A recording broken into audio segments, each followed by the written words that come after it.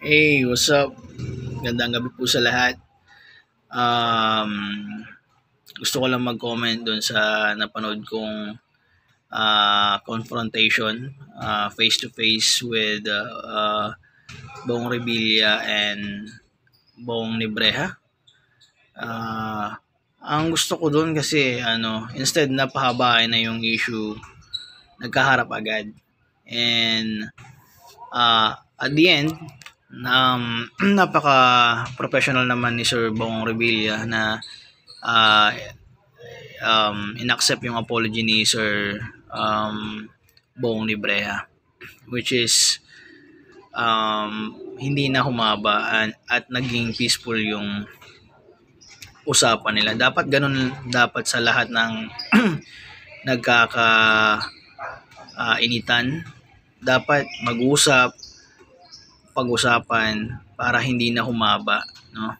Tsaka hindi na magkaroon ng mga sangay-sangay na masamang or hindi naman totoong balita. Siguro nagkamali si Sir Nibreja, pero which is correct naman yung sinabi niya, nagkakamali naman lahat and hindi naman galing sa kanya yung false information, pero may siguro fault siya na nag-assume siya sa part na yun, which is inamin niya naman. And maganda kasi nagkaharap sila, wala nang uh, hindi na humaba yung issue and tapos na kaagad. And dapat ganun sa Pilipinas, huwag masyadong mainitin ang ulo,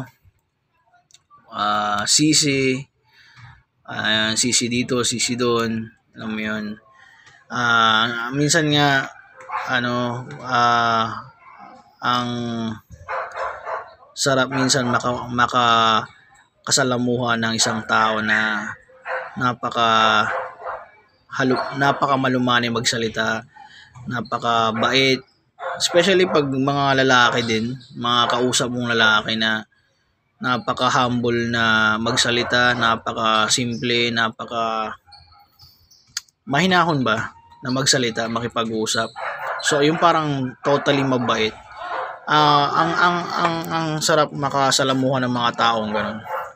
Kahit kung tutusin. Kasi kapag yung kausap mo humble, malumanay magsalita, simple, mabait, yung ikaw na mismo yung parang hinahumble ka na niya. Sa sarili mo na nare-realize mo na kagad, nagiging humble ka na kagad, no? Kumbaga sa pananalita niya pa lang, hinahumble mo na yung isang tao na dapat ganito ka makipag-usap. Hindi ka dapat sumisigaw, hindi ka dapat nagmumura, hindi ka dapat parang nagdadabog. Alam mo yun? Kaya iba talaga pag alam mo yung maayos na pakikipag-usap para alam mo yun, iwasan yung init ng ulo, kasi yung minsan init ng ulo nagkukos yan ng distraction. Diyan nag-uumpisa yung distraction talaga. Kaya dapat stay cool, magsalita ng malumanay as much as possible, iwasan ng away, kung pwedeng ayusin. And yung sinasabi ko kanina na kapag nakikipagsalita ka sa ibang tao na malumanay, mabait, gawin mo yung tama, simple ka lang. Yung act mo na pagiging humble mo, hinahumble mo na rin yung kausap mo eh. Kasi the moment na makipag-usap ka sa ibang tao na with respect, humble ka, mabait ka, mahinahon, mahaba ang pasensya, promise yung kausap mo, hinahumble mo na siya. Siya mismo magiging humble na siya at magiging parang magpapasalamat pa siya at may nakausap siyang isang humble na tao. So, ayun. Lesson dito is parang maging simple lang at maging relax lang siguro kapag may mga hindi masyadong kaaya-ayang or hindi ka nais-nais na pangyayari, no? And laging maging humble, laging maging mabait tayo sa ating kapwa kahit hindi sila kanais-nais or maayos yung pagkilos nila. Still ay continue natin yung pagiging Pilipinong mabait kasi kilala tayo as Pilipino na mababait, no? So ayun, maganda yung nakita ko dun sa balita.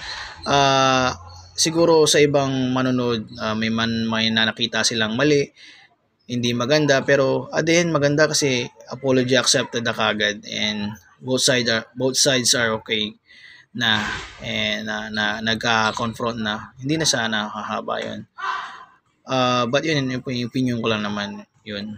And ayun, sana palawakin natin yung ganitong attitude, yung humble, soft spoken tayo, mahaba yung pasensya natin, at wag tayong masyadong mainitin ang ulo, no? So ayun lang mga ka-vloggers, mga ka-viewers ko diyan. Gusto ko lang share ng thoughts ko, no? And gusto ko lang mag-share ng siguro lesson para sa lahat. Ayun, I think I'm good na. So peace out again.